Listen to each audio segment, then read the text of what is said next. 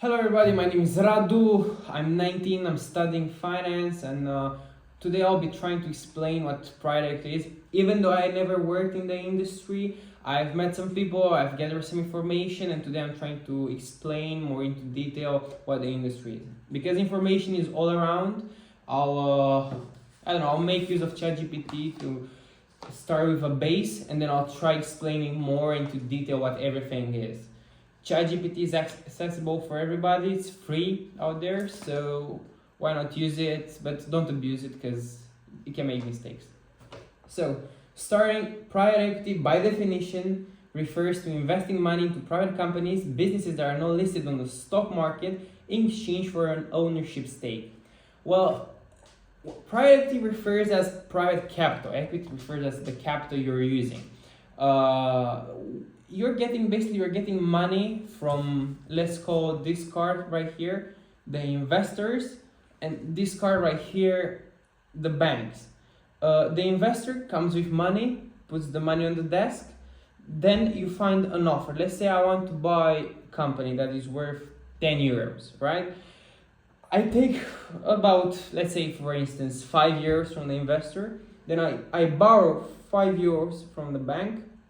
And then what I do with this money, I buy the company, I put it together, I buy the company, then for the next year, I'm applying more strategical analysis, more whatever needed. And basically I'm trying to make it a better company, make some profit, pay off the debt that I have from the bank, and in the end, sell it for even more than I bought it for. Basically, it's the oldest method that's been on earth for millions of years, which is trading, but trading with companies. And we're not talking like buying candy for €1, selling it for €2. We're talking millions, if not billions in some cases.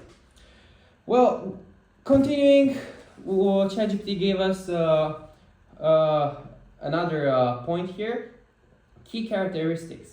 Private equity investors typically take an active role in companies they invest in. They are working closely with the company's management to improve the business. That's what he just said. The fund usually, because has the majority stake in the company, what they do, they have the board of directors usually, they put their own people there. Basically, they go into the world, they find people with experience in the field, like they work in the industry, they're very good with the finances of the company, maybe, who knows. They put them there, and those guys are being the board of directors of the company since you acquired them, and their role is basically to make you more money. Next thing, what is a private equity versus other investments? Don't confuse it with venture capital. Well, venture capital is similar, but it's not the same. Venture capital is almost the same thing, but for startups, right? So a venture capitalist goes to a startup. It gives, they're not giving the million, right? They're going not for millions, but for like hundreds of thousands, rarely millions. And they hope that in exchange for those 100,000 or at most a few million that they give, they get a good stake in the company, which after years is transforming into more and more, so they can sell their part in the company and hopefully make some money off of it. Continuing, the comparison between limited partners and general partners.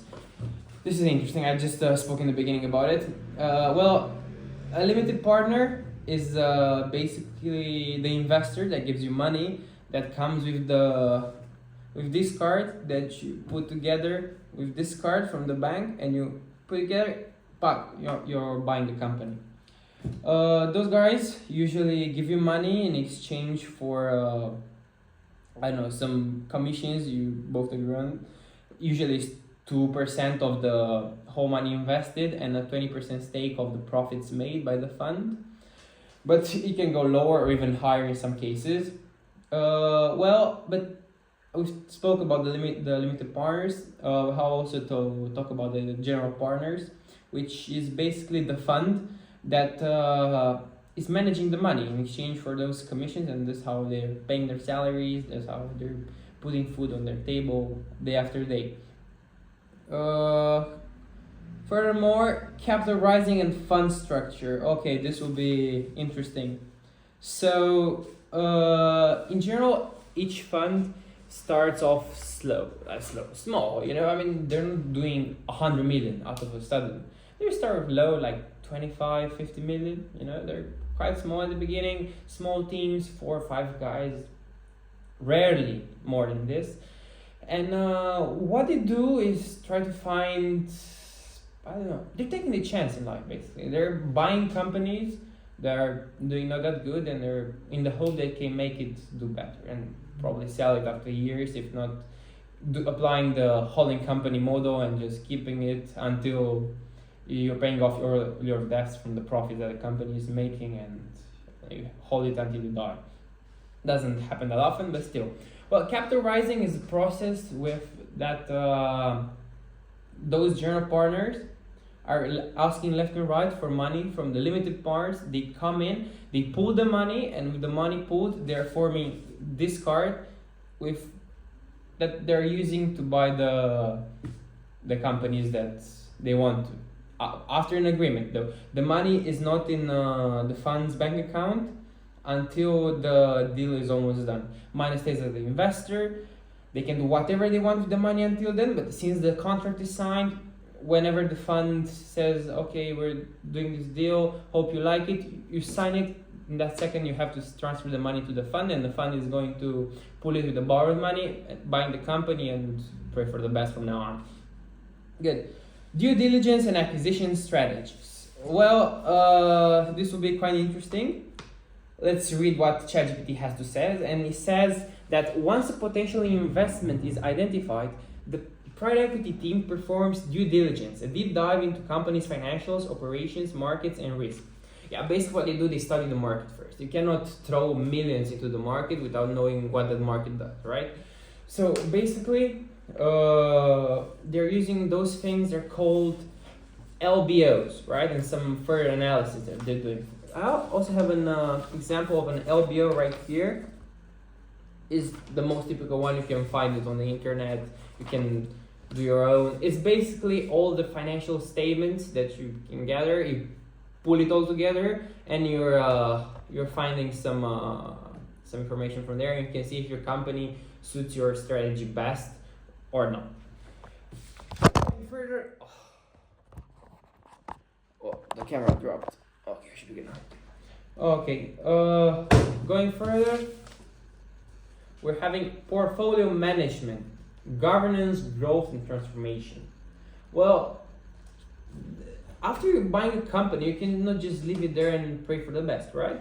You're just there to manage it. So in this case, you go to some consulting companies and to some other companies that are in the field, and basically you ask them for tips. They ask them to do their audits for you, and basically you are you're establishing good governance policies. I mean, you have to make something with the fund. You're not there just to eat the investors' money. You have to profit. You have to make a profit for them. That's your job, making money for the investors, keeping them happy, right? So yeah, basically this is what they do. You ask left and right consulting companies and professionals in the field to give you tips and maybe apply some strategies to the fund, so you can make more money in the near future with the fund, because that's what you want actually at the end of the day. Money is the goal, and also the investor happiness. My investor, my boss. Okay, exit strategies, IPOs, M&A, and secondary buyouts. Okay, so we've talked about buying, keeping it, how you maintain the company, how you start making it profitable. It's not that profitable yet. So you have multiple strategies. First one is the IPO. Well, this IPO is it translates to initial public offering, right? And basically what it does, it's you put it up for sale on the market. Maybe find someone that's interested, and you just go up give me 10 million for it. I bought it for 5, right? And that guy is not going to say, okay, I'm not giving 10 million out of a sudden. You show it that you're worth 10 million with this company. So basically, you are not able to do it, like not able to sell it out of a sudden. By the way, this is called M&A. IPO is taking the company public, which happens when you cannot find the guys that to merge and buy the actual company. So what you do, you take the company to a bank, to an investment bank, and they take your company public, they list it on an exchange, and basically sell the shares for you in exchange for dinero. Yeah, second one would be M&A, we just spoke about it. M&A trying to sell it to your competitors in the field. They're like companies or maybe who knows why, individuals that just entering the field or want to extend their field of activity with their own companies. So they just buy it from you if you give them a good offer. Hopefully you will also making money if you're selling it. Okay, you have a secondary buyout. This is, I don't know, like a secondary market, right? When you take you have your company, you have the, I don't know, let's call the company, this another card. So you have the company here, and this guy right here says, I want to buy the company. And you say, I'm not going to give you the company unless you give me 10 million. I said, I'm not giving you 10 million, I'm giving you 9 million, okay? Okay, I'm giving you 9 million. You take the company, where I'm happy I make for 1 million, he's happy he has the company. But this guy is an investment fund as well, just like me. So it's basically trading more or less between investment funds. This happens a lot, no matter the company side. Funds do it quite often if they see the opportunity. Okay, yeah, what's that said? By ChatGPT, the timing of an exit depends on achieving the value growth targets and finding the right market conditions or buyers. Usually 4 to 7 years. I mean, it can happen after 2 years to sell the company and I don't know, make a profit. Maybe, I don't know, you're buying an AI company or whatever, some tech, something, I don't know. And out of a sudden AI booms and your company is not worth 10 million anymore, it's worth 100 million. Of course you're selling. If you think there's a market off for it, which actually now it isn't, you sell it. You know, you go to another fund or I don't know, find some competitors in the market and say, okay, I have my company, it's worth 100 million, buy it from me. So, I'm giving you 90 million, not 100 million. So basically you buy it and you're happy, you're making, instead of 5 million in profit, or let's say 4 million with the past example, right now you're making 90 million in profit, which is good money. Probably not happening, but still good money. Okay. Okay, what tools and strategies do private equity funds use? Financial modeling and analysis. Okay, so if you studied accounting before, you might know the 3 statements: the balance sheet, the cash flow, and the income statement. Those are the important things you gotta know. And yeah, basically you look over them, you're making, I don't know, all sorts of Excels. Right now they're Excels, used to be on paper. Like this one, this is called a DCF. I don't know if you can see it. Yeah, it's called discounted cash flow. And also here a cash flow statement. I don't know if I can show you properly. I don't know. Probably I'll just edit and put them all over here. I don't know. I'll have to try my editing skills as well because I'm not the best in it. Yeah. Furthermore, robust reporting and monitoring. Yeah, here it says private equity funds implement strong reporting tools to monitor each portfolio company's performance. This means establishing regular financial reporting and tracking key KPI. So KPI is key performance indicators, right? It's basically what it says. You know, you're looking for some certain things in your company, and you want them to be reported quite often, so you know your company is not going bankrupt without you knowing. So maybe somebody's faking the statements in there, and you're getting screwed. Sorry for the word. All right. Yeah, also looking at the EBITDA, which is quite important. EBITDA, by the way, stands for equity before interest, tax, amortization, depreciation and amortization. Yeah, the cash the company has, and many other things. There are plenty of them on the accounting part of the company. Governance frameworks. Good governance is the cornerstone of private equity strategy. When a private equity fund invests in a company, it often strengthens the company's governance by setting up a proper board of directors. We spoke about it. Digital transformation initiatives in today's world, leveraging technology, blah blah blah. AI. Implement AI if you want to make your company boom. Easiest thing you could have done 1 or 2 years ago. Just put some AI into the company and you sell it on another multiple, higher one, right? Yeah, usually it's trend based. ESG integration. So environmental, social, and governance. It's quite a trend now. That not a trend because you need it, but basically you give out money so you fit well in the society. That's the definition. Value creation strategies. Yeah, this is what I said earlier. What the typical consultant is saying: increase revenue, decrease costs, more profit for you. You're paying the debt you have way faster than you should lose. Okay, and yeah, this should be it. Now I would like to change the subject a little bit and talk about my initiative. I know I'm 19, I'm young, but my dream is also to start my own fund. Currently I live in Italy because I'm studying here, but trying to launch the fund in Romania.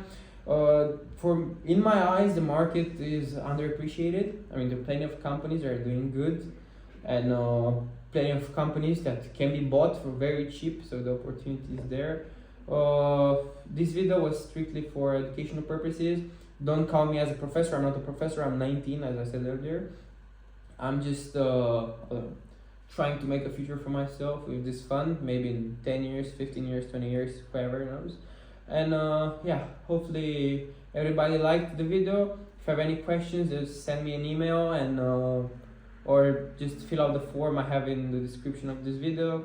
If you ask why I'm looking there, I have another camera there, so I'm screening myself so I can look at myself. If my hair looks good, if I don't know, somebody or something comes into the way of the camera, so I don't know, I get the best video I can for you guys.